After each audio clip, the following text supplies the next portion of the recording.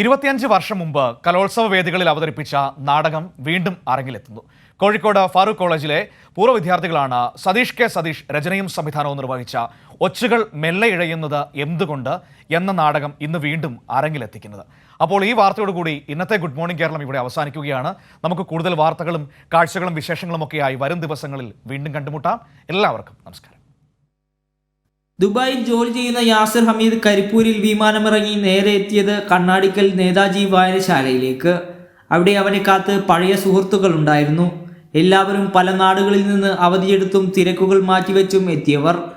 25 വർഷം മുമ്പ് ഫാറൂഖ് കോളേജിലെ കലാലയ ജീവിതത്തിനിടയിൽ പിറന്ന ഒച്ചുകൾ മെല്ലെ ഇഴയുന്നത് എന്തുകൊണ്ട് എന്ന നാടകത്തിന്റെ പുനരാവിഷ്കരണം ലക്ഷ്യമാക്കി അവർ ഒത്തുചേർന്നു.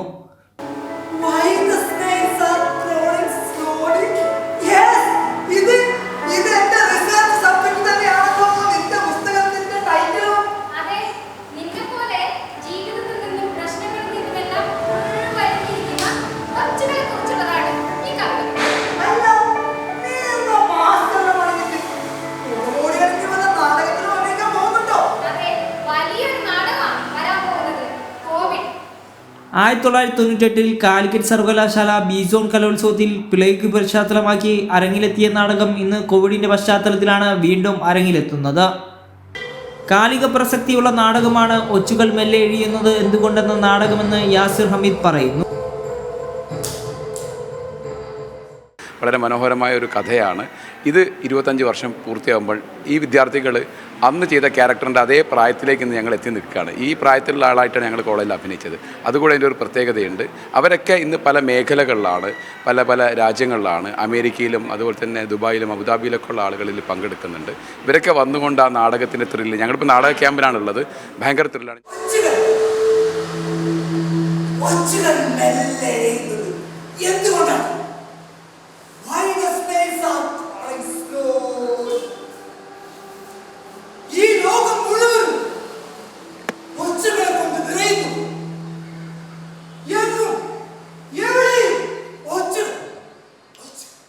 അന്ന് ഇന്റർ സോൺ സൗത്ത് സോൺ വേദികൾ കീഴടക്കിയ നാടകത്തിന്റെ പുനരാവിഷ്കരണം എന്ന ആശയത്തിന് ജീവൻ വെക്കുന്നത് 1997 2000 ബാച്ചിലെ പൂർവ്വ വിദ്യാർത്ഥികളുടെ വാട്സപ്പ് കൂട്ടായ്മയിൽ നിന്നാണ്.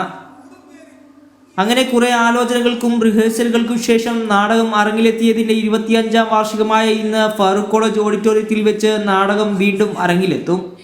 പ്രതികരണശേഷി നഷ്ടപ്പെട്ട നമ്മുടെ സമൂഹത്തെയാണ് ഈ നാടകത്തിലൂടെ അടയാളപ്പെടുത്തുന്നതെന്ന് നാടകത്തിന്റെ രചയിതാവും സംവിധായകനുമായ സതീഷ് പറഞ്ഞു. ഒച്ചുകൾ വളരെ സേഫായ ഇടങ്ങളിലൂടെ സഞ്ചരിക്കുന്ന ഒരു ജീവിയാണ്. നമുക്ക് ശ്രദ്ധിച്ചാൽ മനസ്സിലാവും. നേരത്തെ ചില ഒച്ച ഇനക്കങ്ങളിൽ പോലും പെട്ടെന്നത് അതിൻ്റെ ഷെൽട്ടറായ കൂടുകളിലേക്ക് ഉൾവലി. നമ്മുടെ പ്രതികരണശേഷി നഷ്ടപ്പെടുന്ന ഒരു ജനതയെയാണ് ഞാൻ അതിലൂടെ അടയാളപ്പെടുത്തുന്നത്.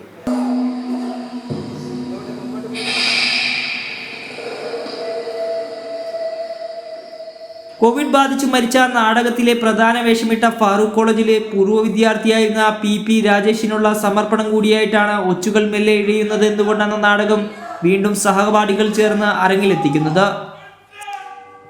സിയാദ് ഷംസുദ്ദീൻ, കൈരളി ന്യൂസ്, കോഴിക്കോട്.